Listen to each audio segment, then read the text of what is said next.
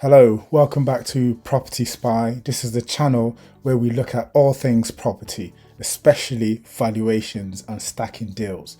This channel is sponsored by Valap, and this is a deal stacking tool that's designed to help you value deals like a local. So based on data that's local, as current and as valid. Now today we are going to look at something quite interesting. A lot of people start the investment journey and decide that the best place to start is up north. Well, buyer beware. I found a property in Durham, be going to auction on the 14th. Now, its guide price is £8,000, and it got me thinking.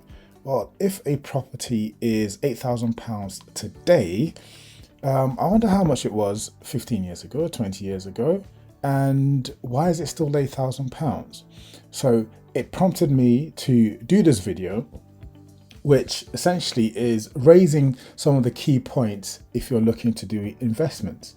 Now, a lot of investors, when they look at investing in properties, they dream of having millions of pounds after retirement. They dream of capital growth. They dream of things just working swimmingly. A lot of the courses that are advertised online seem to suggest that as well.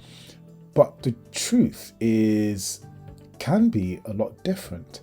So, for instance, if we look at this £8,000 property in Logan Street in Durham, this tool I'm using is EIG Property Auctions. They're not a sponsor. There's hardly any affiliation there. Well, there isn't any.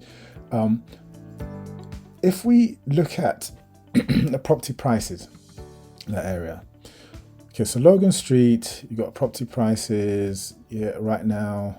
Well, the last sale is 2019.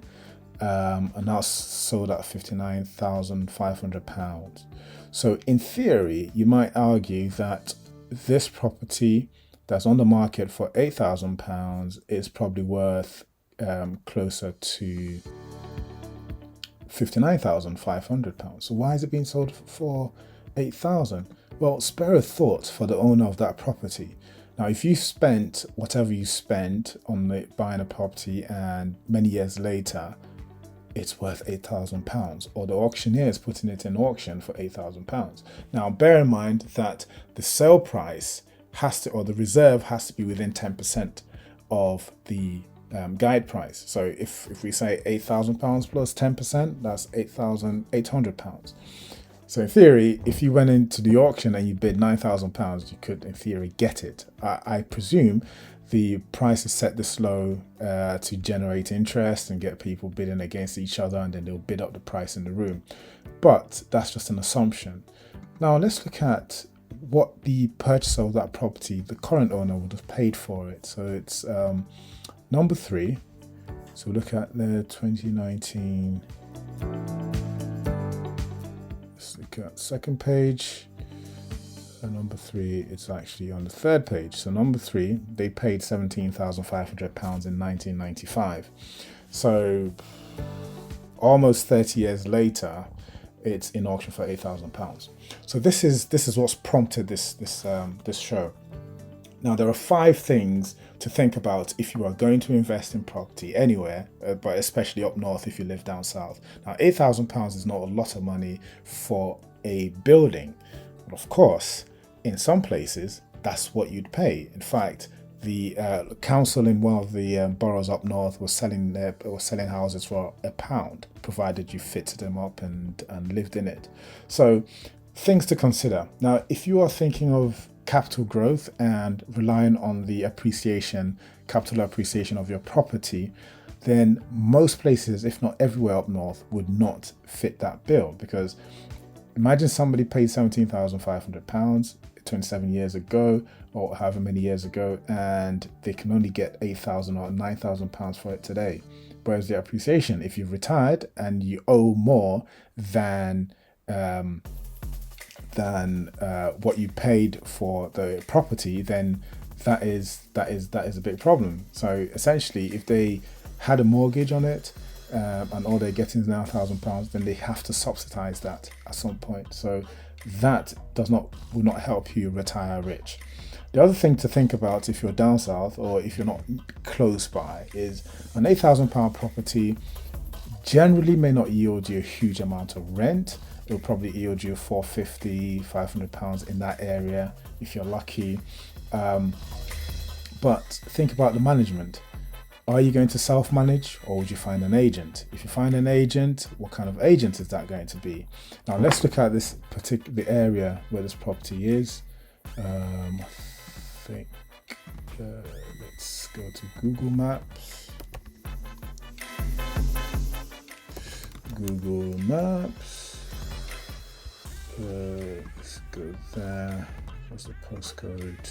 DH7 9YN. So that's DH7 9YN. Logan Street, exactly. So looking at it, you see there's some businesses in the area, so it's not completely dead. But what sort of businesses are these? There's a hotel, Langley Park Hotel. You're saying, so dining, and delivery, okay. But if we take the man to that street, drop him there. Okay, this is not it.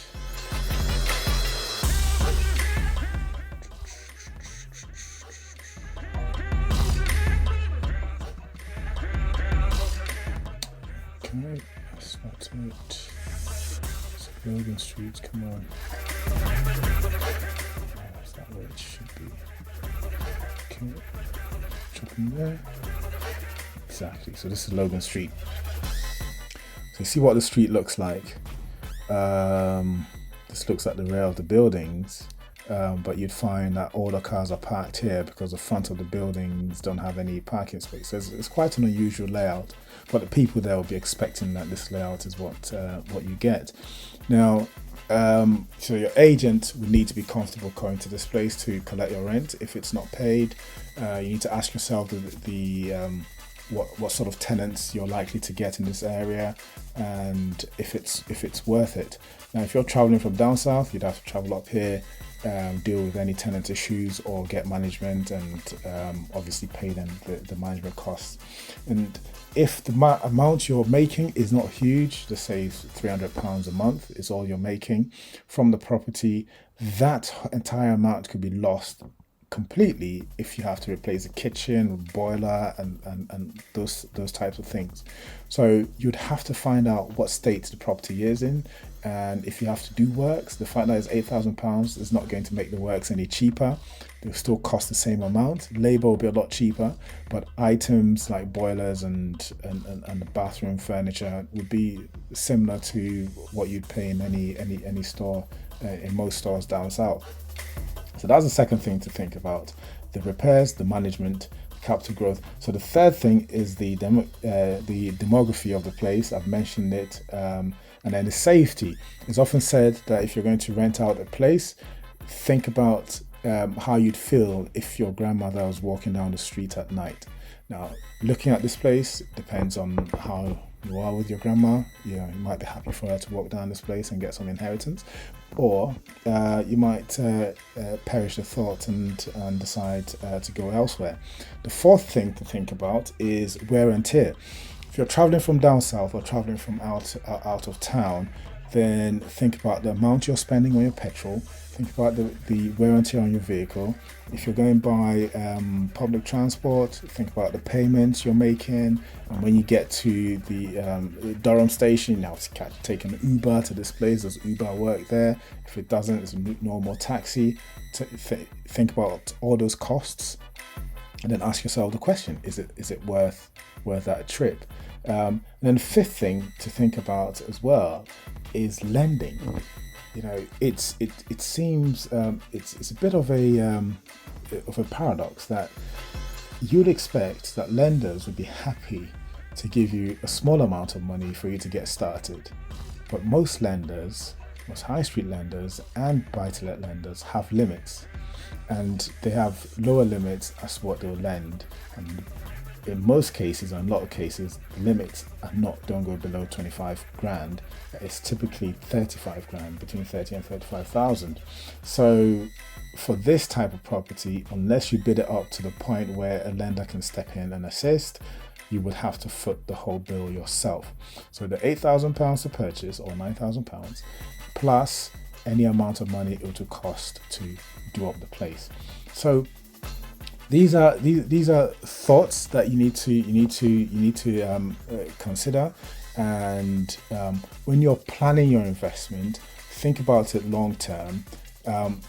Based on what I've seen, if you look at the prices in the area, they've fluctuated. Let's look at the trend analysis.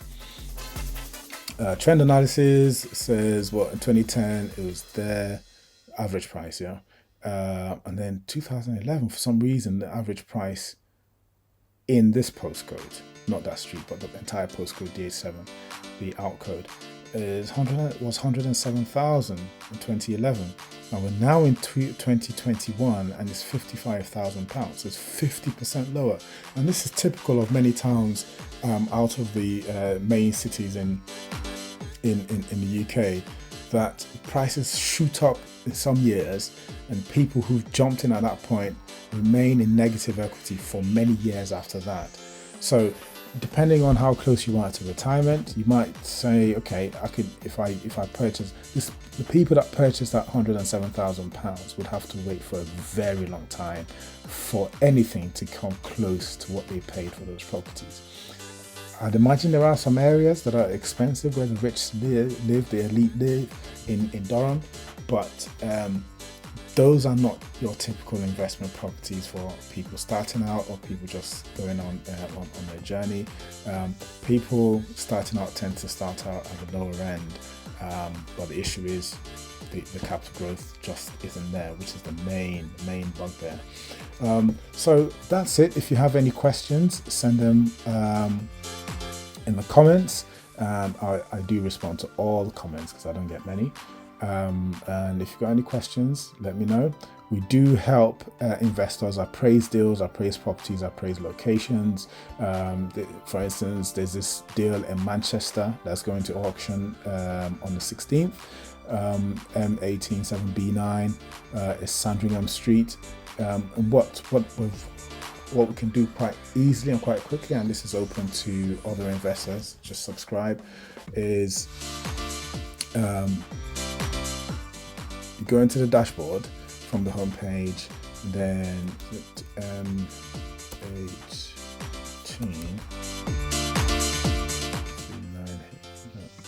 M187BY. So put in the postcode, do a search, it brings back number 9. Where's number 9? It's right at the bottom. Put in property type, it's residential. Clearly that property needs a lot of work. 46,000. Property status, let's say auction, and then we do the mega stack. This is the quickest way to appraise a property without spending too much time. Saves you time, saves you energy, saves you petrol, saves you running around phoning different agents. So as soon as you go into the mega stack page, it does an EPC check, and the purpose for the EPC check really is to get the floor area of the property. Because what the mega stack does is it tries different strategies for the property, and strategies you may not consider. So on this one, there is no EPC for this property, and that's not a surprise because this looks like something the council is selling, and it is being sold by the council, but look, it's got no door, so you're gonna have to do quite a bit of work. So within the mega stack, there's nothing. So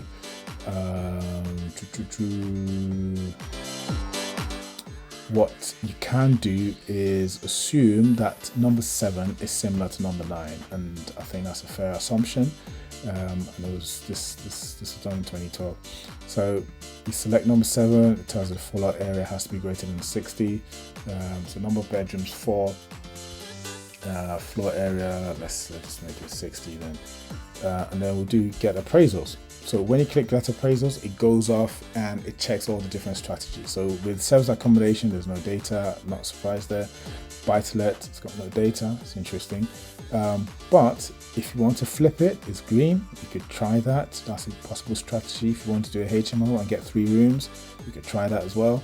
The asking price, this one's conversion, not quite sure what that's talking about, but new build obviously would not work in that area. So interesting thing, GDV of 151,000. For HMO, it's saying the offer amount should be 79,000. So there's a bit of meat in this deal. So this is one that works. So typically we find these and you alert investors and the like. And if you're subscribed to us, you can do this yourself. So that's it from Property Spy for this week. Until next time, happy investing.